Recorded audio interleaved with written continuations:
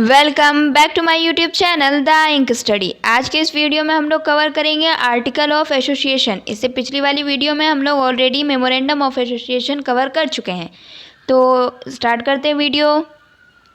सबसे पहले article of association क्या होता है, इसमें क्या कंटेंट होता है। ठीक है, पहले आर्टिकल ऑफ एसोसिएशन होता क्या है वो जानेंगे। ठीक है, जैसा कि हम लोगों ने पढ़ा था कि मेमोरेंडम ऑफ एसोसिएशन में वो सारे पावर्स, स्कोप, ऑब्जेक्टिव्स सब कंपनी के लिखे होते हैं। उसी तरह आर्टिकल ऑफ एसोसिएशन में मैनेजर से रिलेटेड, कंपनी के मैनेजमेंट से रिलेटेड सारे रूल्स रेगुलेशन सब लिखे हुए होते हैं।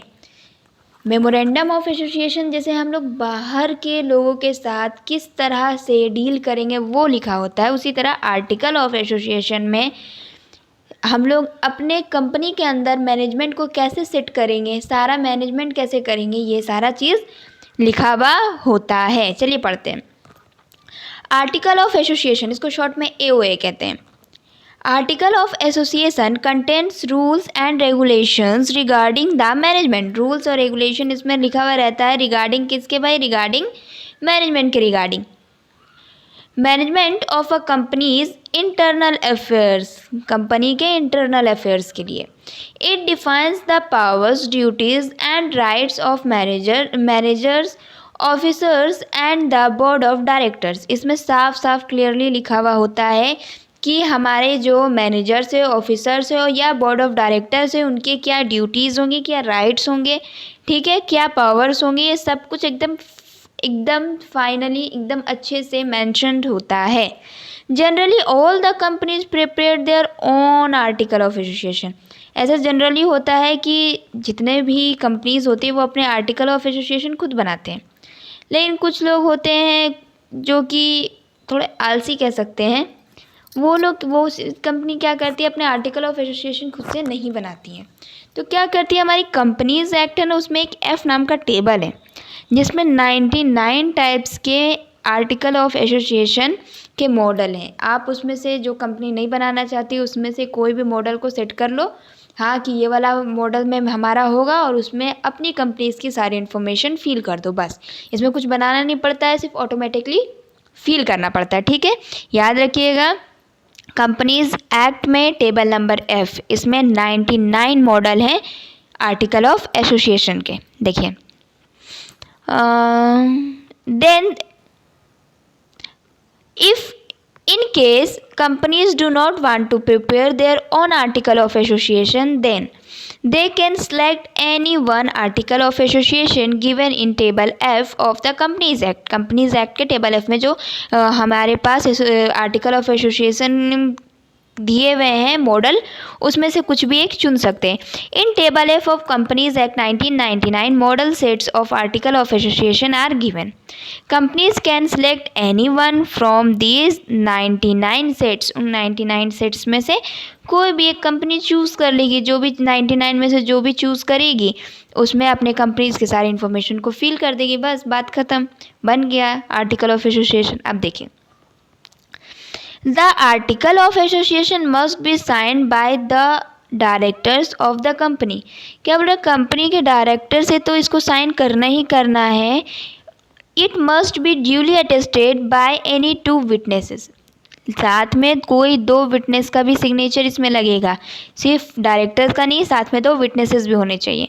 Article of association is also known as bylaws of a company और डॉक्ट्राइन ऑफ इंडोर मैनेजमेंट। देखिए, जैसे कि हम लोग मेमोरेंडम ऑफ एसोसिएशन को बोले थे doctrine of outdoor management of a company, क्योंकि वो आउटडोर मैनेजमेंट के सारी चीज़ों के उसमें रूल रेगुलेशन सारी चीज़ें उसमें लिखी होती है। किसी भी आउटसाइडर से आप कैसे डील करोगे वो सब कुछ मेंशन्ड होता है। उसी तरह ये हमारा इंडोर मैनेजमेंट का डॉक्ट्राइन कहलाएगा। क्यों कहलाएगा भाई, क्योंकि इसमें सारे रूल रेगुलेशन ड्यूटीज़ पावर्स सब मैनेजमेंट कैसे सेट करेंगे, एक कंपनी के इंटरनल में क्या होगा, सब कुछ सेट होता है। ठीक है, The contents of the article are divided into paragraphs and paragraphs are numbered। क्या बोलते हैं कि आर्टिकल ऑफ एसोसिएशन में क्या क्या लिखा होता है ना, वो बहुत लंबा चौड़ा पैराग्राफ है और उसमें नंबर दिए हुए हैं। अब उसमें से जो हमारे मेन है ऐसे तो उसमें बहुत सारे कंटेंट आते हैं, ठीक है,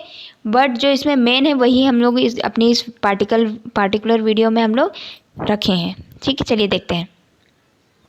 सबसे फर्स्ट क्या है, the amount of share capital and different classes of shares. क्या क्या मैंशनड होता है कि कितना हमने पैसा शेयर कैपिटल से लिया है और वो किस टाइप का शेयर कैपिटल है। जैसे कि हम लोग एक वीडियो में क्लियर करेंगे शेयर कितने टाइप्स के होते हैं, तो अभी ऊपर से पढ़ लेते हैं। इक्विटी शेयर, प्रेफरेंस शेयर आप लोग पढ़िएगा, तो उसमें सब कुछ मैंशनड होता है कि किस शेयर होल्डर को कितने कौन से शेयर्स दिए गए हैं, कितने टाइप्स के शेयर दिए गए और नंबर ऑफ शेयर्स कितने हैं, ये सारी चीज़ उसमें मेंशन्ड होगी। Next, rights of each type of share holders.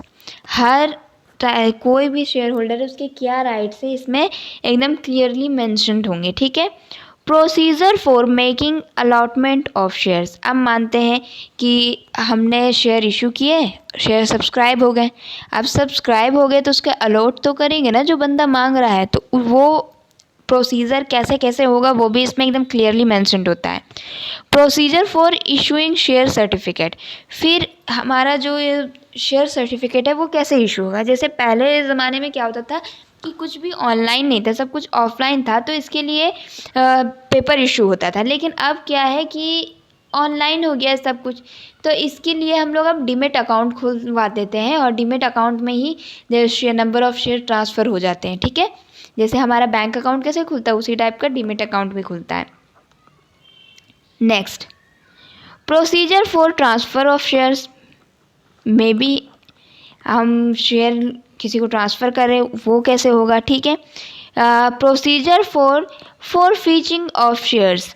अब जो हमारे शेयर्स, कई बार ऐसा होता है कि किसी ने सब्सक्राइब तो किए बट पूरे पैसे उसने नहीं दिए हैं शेयर्स के, तो उस टाइम में क्या होगा ना कि उस बंदे को 2-4 बार वार्निंग दी जाती है। अगर वार्निंग के बाद भी वो पैसे नहीं दिए जाते हैं तो शेयर को वापस ले लिया जाता है।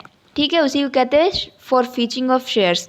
तो अब शेयर्स को वापस लेने के क्या प्रोसीजर होंगे वो भी इसमें क्लियरली मेंशन्ड होगा कि कितने कितने टाइम के बाद उसको वार्निंग दी जाएगी, कितने टाइम के बाद उससे शेयर वापस ले लिए जाएंगे। ठीक है। अगला, प्रोसीजर फॉर री इशू ऑफ फॉरफिटेड शेयर्स। अब जो हम लोग शेयर्स को वापस लेके आए हैं उसको कैसे री इशू करेंगे वो भी मेंशन्ड होगा। Procedure for conducting meeting. अब मीटिंग देखिए, हमारे कोई भी कंपनीज होती है ना, उनमें जनरल मीटिंग होती है, एनुअल मीटिंग होती है, कई टाइप की मीटिंग होती है। कुछ मीटिंग होती है जो क्रेडिटर्स के साथ होती है, कुछ मीटिंग्स होती हैं जो डेटर्स के साथ होती हैं, कुछ मीटिंग्स होती है जो शेयर होल्डर्स के साथ होती हैं। तो ये सारी मीटिंग्स किसे कैसे होगी, कैसे कंडक्ट होगी, ये सारे इसमें मेंशन्ड होती हैं। साल में 1 बार होंगी, 2 बार होंगी या 10 बार होंगी, सब कुछ। Procedure for appointment and removal of directors. इसमें ये भी लिखा होगा क्योंकि एट द टाइम तो जब हमारा कंपनी बन रहा था, ठीक है, फॉर्मेशन हो रहा था कंपनी, तो उस टाइम पे हो सकता है कोई डायरेक्टर हो, लेकिन अब हमें नया डायरेक्टर अपॉइंट करना है या जो पुराना डायरेक्टर है उसको रिमूव करना है, उसको हटाना है, तो उसका भी सारा प्रोसीजर हमारे किस में मेंशन्ड होगा, आर्टिकल ऑफ एसोसिएशन में। Duties, powers and remuneration of directors. जो भी डायरेक्टर्स होंगे उनकी क्या ड्यूटीज़ होंगी, उन्हें क्या पावर्स मिले होंगे, उनको कितने पैसे मिलेंगे, सब। Procedure for declaration and payment of dividend. Dividend कैसे डिक्लेयर किया जाएगा और उसके पेमेंट कैसे की जाएगी, ये सब मेंशन्ड होगा। ठीक है। Procedure regarding winding up of the company. अगर कंपनी जब हम लोग वाइंड कर रहे हैं, बंद कर रहे हैं, लीगली वाइंड कर रहे हैं, तब उसके प्रोसीजर में क्या क्या होगा ये भी मेंशन्ड होगा। Procedure regarding keeping of books of accounts and their audit. अब इतनी बड़ी कंपनी है, उसमें सारे शेयर्स जा रहे हैं, कंपनी में प्रॉफिट हो रहा है, डिविडेंड बांटा जा रहा है, तो उसके अकाउंट्स भी बनेगा। तो उस अकाउंट्स को कैसे हम बनाएंगे और कैसे उसे ऑडिट करेंगे, ये सारे प्रोसीजर भी उसमें लिखा हुआ होगा हमारे आर्टिकल ऑफ एसोसिएशन में। फिर हमारी कंपनी की सील क्या होगी वो भी होगा। ठीक है। सो हम लोग ये मेन पॉइंट, हमारी जो मेन 14 पॉइंट्स है वो हम लोगों ने इसमें कवर किया है। हालांकि इसमें और भी बहुत सारे पॉइंट्स होते हैं, यानी कि सिंपल सा लॉजिक है एक कंपनी को लगता है कि जिस भी वजह से कंपनी के अंदर में कन्फ्लिक्ट आ सकता है, बहसबाजी हो सकती है और कंपनी को कोई इशू हो सकता है, आपसी बंदों में मतलब कि जो डायरेक्टर्स हैं इन सब के बीच में मनमुटाव आ जाए, कन्फ्लिक्ट आ जाए, इन जिस भी रीज़न से आ सकती है, उन सब का प्रोसीजर पहले ही वो लोग आर्टिकल ऑफ एसोसिएशन में मेंशन कर देते हैं ताकि इनके कंपनी में कोई भी इशू ना आए और कोई किसी भी तरीके का कन्फ्लिक्ट ना हो। ठीक है, चलिए आगे। अब article means the articles of association of a company as originally formed or as alternate from time to time or applied in pursuance of any previous company law or of this act. क्या बोलता है कि जो भी हमारा ये जो हमारा आर्टिकल ऑफ एसोसिएशन है इसको अल्टरनेट आप कर सकते हैं, ठीक है, किसके कंपनी लॉ में एक्ट है उसी के हिसाब से।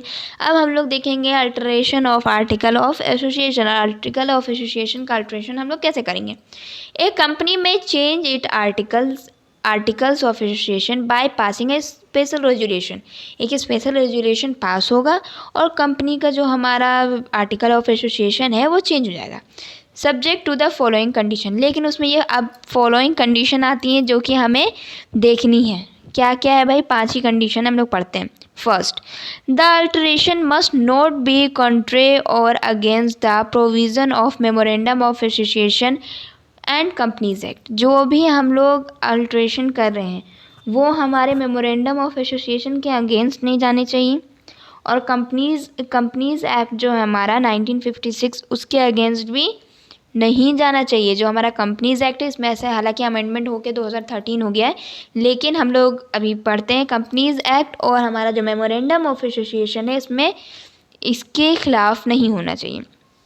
Next, it must not result in breach of contract with outsider. ऐसा हो सकता है कि हम लोग कुछ चेंज कर रहे हैं जिसकी वजह से हमारा आउटसाइडर के साथ जो कॉन्ट्रैक्ट हुआ है उसमें कुछ बाधा आ रही है, तो ऐसा भी ऑल्ट्रेशन नहीं चलेगा। It must be in the interest of the company. Company के इंटरेस्ट में होना चाहिए, मतलब कंपनी का हक में होना चाहिए। ऐसा नहीं कि कंपनी की खिलाफत में हम कोई रेजोल्यूशन पास कर रहे हैं, ऐसा नहीं हो सकता है। It must not result in increasing the liability of its members. मानते हैं कि आज किसी हमारा, जैसे हम लोग ने पढ़ा है कि शेयर होल्डर्स वगैरह पे ज़्यादा लाइबिलिटी नहीं होती, जितना कि उसका शेयर उतनी लाइबिलिटी होती है। तो ऐसा ना हो कि हम कोई रिजोल्यूशन पास कर रहे हैं, अल्टरेशन कर रहे हैं और उससे किसी भी मेंबर्स की, शेयर होल्डर्स की लाइबिलिटी इंक्रीज़ हो रही हो, तो ऐसा भी रिजोल्यूशन नहीं चलेगा। If the alteration involve conversion of public company into private company then the approval of the central government must be obtain. देखिए क्या बोलता है, कई बार ऐसा होता है कि हमारी कोई पब्लिक कंपनी है लेकिन ड्यू टू सम रीज़न्स, हमारी पब्लिक कंपनी है, ड्यू टू सम रीज़न्स हम इसे पब्लिक नहीं रखना चाहते हैं, अब इसे हम करना चाहते हैं प्राइवेट कंपनी। क्या करना चाहते हैं, प्राइवेट कंपनी। तब ऐसे केस में आपको सेंट्रल गवर्नमेंट से परमिशन लेनी पड़ेगी। बिना सेंट्रल गवर्नमेंट के परमिशन के आप एक पब्लिक कंपनी को प्राइवेट कंपनी में कन्वर्ट नहीं कर सकते हैं। सो आई होप आपको ये वीडियो समझ में आई होगी। हमने आर्टिकल ऑफ एसोसिएशन को कम्प्लीटली कवर कर लिया है। अब हम लोग नेक्स्ट वीडियो में लेके आएंगे prospectus. So thank you, keep watching and do subscribe my YouTube channel the ink study. Also press the bell icon for latest update. Thank you.